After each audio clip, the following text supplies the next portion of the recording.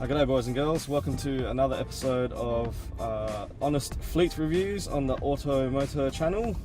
Today I'm in a 2019 Volkswagen Tiguan. This is my first time driving this car, brand new. I don't exactly know what variant this is, except it is a Australian petrol model that requires 95 RON premium unleaded fuel. I normally wouldn't buy this car, so I know nothing about this car. So I'm not going to jibber jabber on about the tech stuff or anything really specific to this car. Just more of a first impressions and you know how I feel or like this car.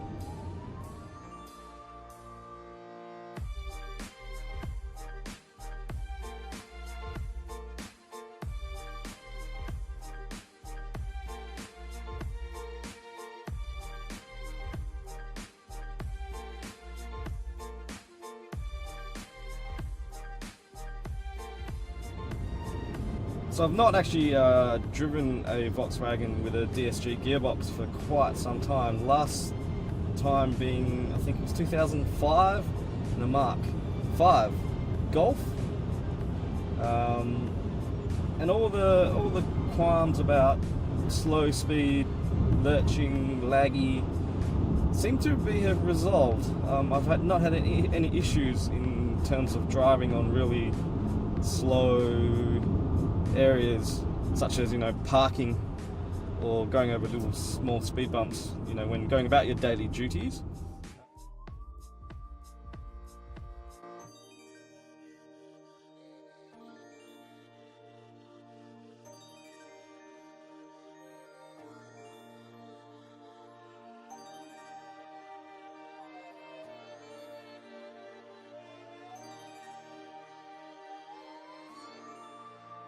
By the way, really lovely steering wheel, flat bottom, beautiful, and it feels really light and small, making, along with the suspension of this car, makes it feel really, what's the word, nimble, light and nimble. But as with all SUV type cars, it does feel a little bit floaty. This particular model came fitted with Continentals, so yeah, just nice and smooth. As you can see, I'm actually using my own phone as Waze and all that. I haven't even figured out how to use the infotainment system. I don't think I will have much time today, but I'll try and give some thoughts on that later in this video if I do have a chance to play with it.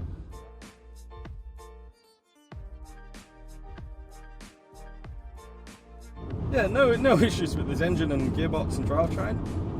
I'm just going to go out on a limb and assume this is the most lowest grade Povo spec available, but I'll do some research and put the info in the description, just so I, you know, out of my own interest, I know what actual car I am reviewing. And I'll use the term reviewing very lightly, because this is really just my first time driving. This car's not even done, it's just done over 2,000 kilometers, so it is literally like 2 weeks old.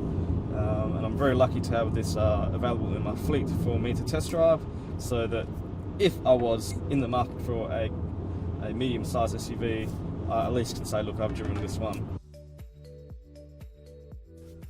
Let's see how this DSG handles. Just flooring it. Oh, a little bit of a lag. That didn't sound good.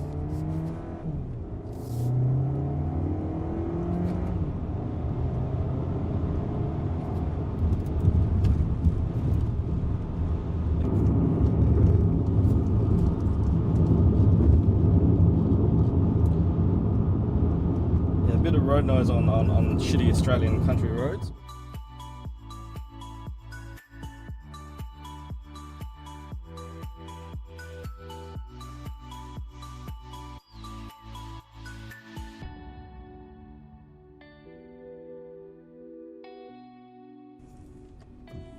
One thing I don't like about this car is indicators.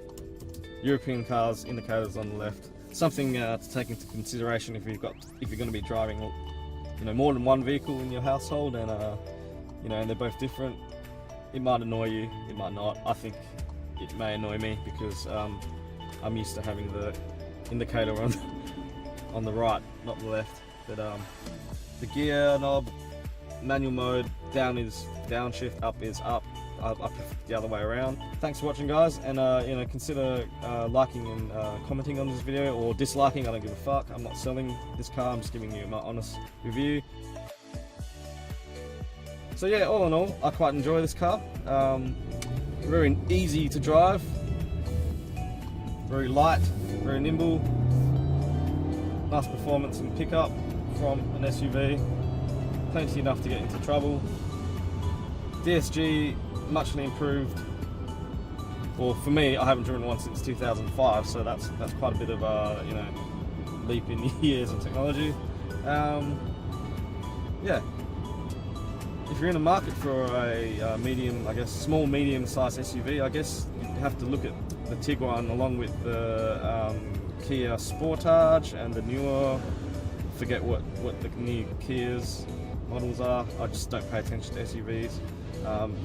Mazda CX-5, I think that's the most popular one in Australia anyway. What is it, Hyundai Tucson? Or I something, I'm not sure. They're the ones I see a lot of on the road anyway, so I guess when you price it up and look at the options in this price bracket, the Tiguan, actually I'm not even too sure how much this costs, because again, I'm not in the market for these type of cars, so but the ones I see a lot out on the road are CX-5s and the Kia Sportage, so something to consider when you're shopping around for your next family car. So yeah, cheers all, thanks for watching, and hit that like and subscribe. It'll help out my channel, and if you've got any requests, please let me know, because I might actually have access to those cars. We've got lots of late model cars in my work fleet. When I'm not a car salesperson, it's just I happen to work for a place that has a varied selection of new model cars that constantly get updated. So I'm very fortunate to be able to test drive these and give you guys these sort of honest and first opinions. Not necessarily long-term reviews or reliability. It's just more how I guess the car feels and drives. It's more what I'm more into, not so much the technology side or what features, because to me, how the car drives and handles is the majority of, you know, what goes into my criteria when purchasing the car. Cheers all.